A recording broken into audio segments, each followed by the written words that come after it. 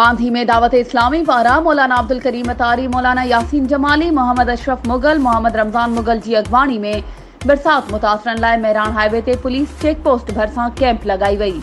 Camp ते मौजूद अगवाणनि media सां ॻाल्हाईंदे चयो त हिन वक़्त पूरी सिंध बरसात जी लपेट में अची वई आहे।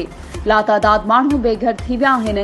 हिन ॾुखे वक़्त में दावत इस्लामी शहर बांधी अंदरि 2 कैंपूं क़ाइम करे बरसात मुतासरनि जे लाइ राशन, खेमा, तरपाल ऐं ॿियूं ज़रूरी शयूं घर घर पहुचाइण जो कमु शुरू करे छॾियो आहे।